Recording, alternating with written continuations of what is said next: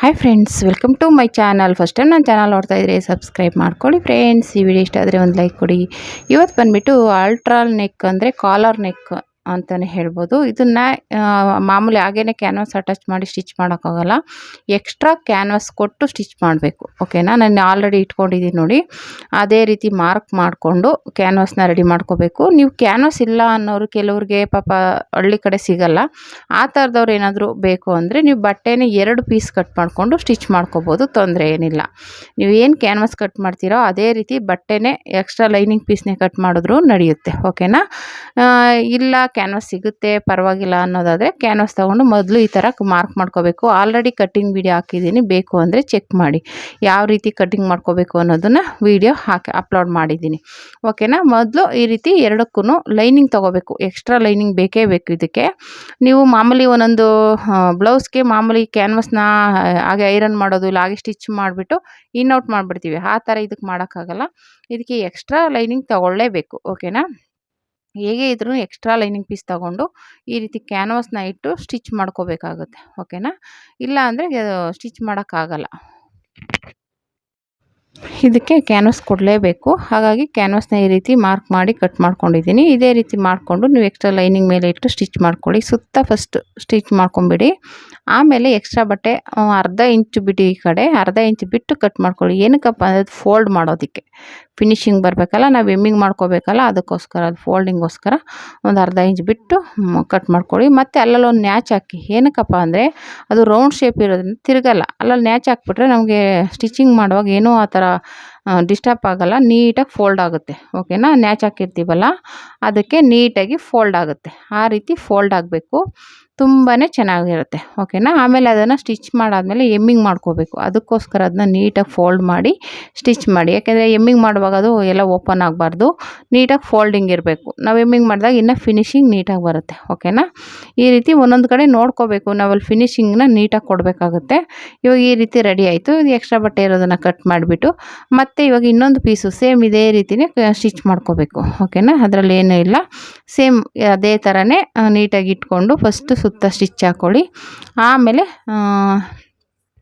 Extra ಬಟ್ಟೆ ಏನಿದೆ ಅದನ್ನೆಲ್ಲ ಕಟ್ ಮಾಡಿಬಿಟ್ಟು ನಾನು ಹೇಳ್ದಂಗೆ ಅರ್ಧ ಇಂಚು ಮಾತ್ರ ಬಿಡಿ. ಏನಕ್ಕಪ್ಪ ಅಂದರೆ ಅದು ಫೋಲ್ಡ್ ಮಾಡೋದಕ್ಕೋಸ್ಕರ.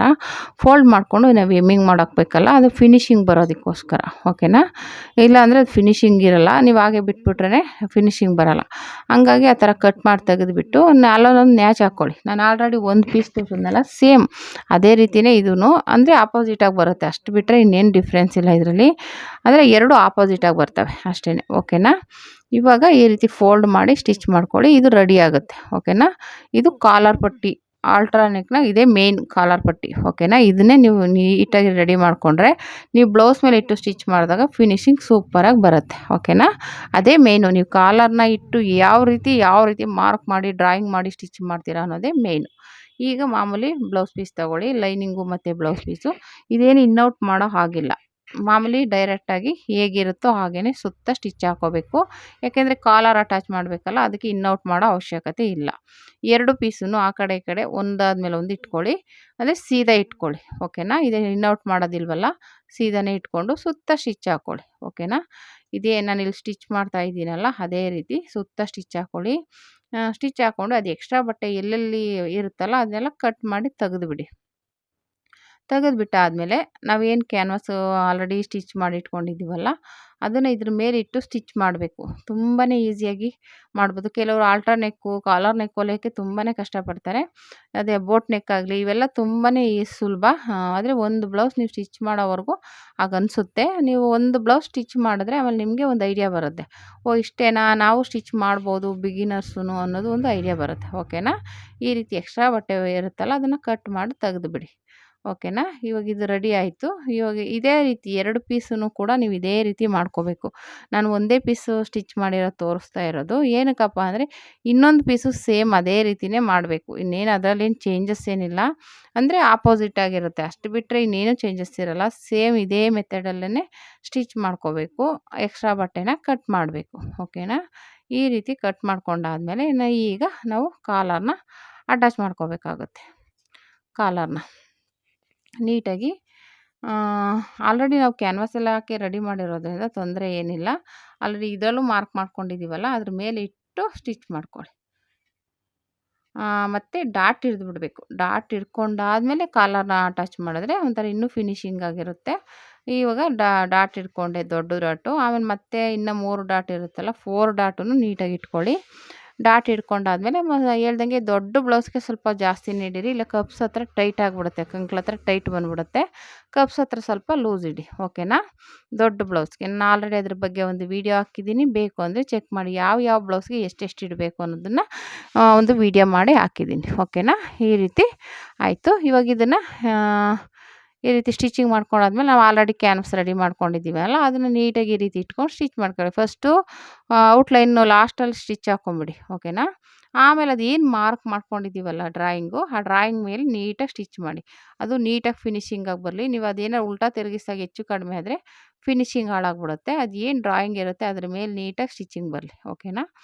ಹಂಗಾಗಿ ಆ ಡ್ರಾಯಿಂಗ್ ಮೇಲೆ ನೀಟಾಗಿ ಸ್ಟಿಚ್ ಮಾಡ್ಕೊಳ್ಳಿ, ಓಕೆನಾ. ಈ ರೀತಿ ಸ್ಟಿಚ್ ಮಾಡ್ಕೊಂಡಾದ್ಮೇಲೆ ಅದನ್ನು ಮಾಮೂಲಿ ಎಕ್ಸ್ಟ್ರಾ ಬಟ್ಟೆನ ಕಟ್ ಮಾಡಿಬಿಟ್ಟು ನ್ಯಾಚ್ ಹಾಕ್ಕೊಂಡು ಉಲ್ಟಾ ತಿರುಗಿಸ್ಕೋಬೇಕು. ಉಲ್ಟಾ ತಿರುಗಿಸ್ಕೊಂಡು ಒಂದು ಪಾಯಿಂಟ್ ಹೊಲಿಗೆ ಹಾಕ್ಕೋಬೇಕಾಗುತ್ತೆ ಕ್ಯಾನ್ವಾಸ್ ಮೇಲೆ. ಏನಕ್ಕಪ್ಪ ಅಂದರೆ ಹಂಗೆ ತಿರುಗಿಸ್ಬೋದು, ತೊಂದರೆ ಇಲ್ಲ. ಆದರೂ ಕ್ಯಾನ್ವಾಸ್ ಮೇಲೆ ಒಂದು ಸ್ಟಿಚ್ ಹಾಕ್ಬಿಟ್ರೆ ಒಂಥರ ಸ್ಟಿಫಾಗಿರುತ್ತೆ. ಉಲ್ಟಾ ತಿರುಗಿಸಿದಾಗ ನೀಟಾಗಿ ಕೂತ್ಕೊಳ್ಳುತ್ತೆ. ನಾವು ಆ ಕಡೆ ಎಳೆ ಈ ಕಡೆ ಆ ಥರ ಏನೂ ಎಳೆಯಂಗಿಲ್ಲ. ನೀವೇನು ಸ್ಟಿಚ್ ಮಾಡಿಲ್ಲ ಅಂದಾಗ ಅಲ್ಲಿ ಸ್ವಲ್ಪ ಎತ್ಕೊಂಡಂಗಿರುತ್ತೆ, ಸೂಜಿಲೆಲ್ಲ ಹಿಂಗೆ ಎಳೆದು ಮಾಡಬೇಕಾಗುತ್ತೆ. ಪಾಯಿಂಟ್ ಹೊಲಿಗೆ ಹಾಕೋದ್ರಿಂದ ಆ ಥರ ಏನೂ ತಿರುಗ್ಸೋಂಗಿಲ್ಲ, ಓಕೆನಾ. ನೀಟಾಗಿ ಕೂತ್ಕೊಂಡ್ಬಿಡುತ್ತೆ. ಆರಾಮಾಗಿ ಸ್ಟಿಚ್ ಮಾಡ್ಕೊಬೋದು. ನೋಡಿ ಈ ರೀತಿ ಪಾಯಿಂಟ್ ಹೊಲಿಗೆ ಹಾಕ್ಕೊಂಬಿಟ್ಟು ಅದನ್ನು ಉಲ್ಟಾ ತಿರುಗಿಸ್ಕೊಂಡ್ರೆ ನಿಮಗೆ ಆಲ್ಟರ್ನೇಟ್ ಕ್ಯಾನ್ವಾಸ್ ಅಟ್ಯಾಚಿಂಗ್ ಇಷ್ಟೇ ಈಸಿಯಾಗಿ ಮಾಡ್ಕೊಬೋದು. ತುಂಬಾ ಸುಲಭವಾಗಿ ಮಾಡ್ಬೋದು. ನಾನು ಹೇಳ್ದಂಗೆ 2 ಪೀಸು ಇದೇ ರೀತಿ ಬರುತ್ತೆ ನೋಡಿ. ತುಂಬಾ ಬ್ಯೂಟಿಫುಲ್ಲಾಗಿ ಬಂದಿದೆ. ಈ ರೀತಿ ನೀವು ಟ್ರೈ ಮಾಡಿ, ಓಕೆನಾ. ಆಲ್ಟರ್ನೇಟ್ ಬ್ಲೌಸ್ ಸ್ಟಿಚಿಂಗ್ ವಿಡಿಯೋ ಆಗಿರುತ್ತೆ ಇದು. ಈ ರೀತಿ ಬಂತು ನೋಡಿ, ಓಕೆನಾ. ಈ ವಿಡಿಯೋ ಇಷ್ಟ ಆದರೆ ಲೈಕ್ ಮಾಡಿ, ಶೇರ್ ಮಾಡಿ, ಕಮೆಂಟ್ ಮಾಡಿ. Thank you for watching.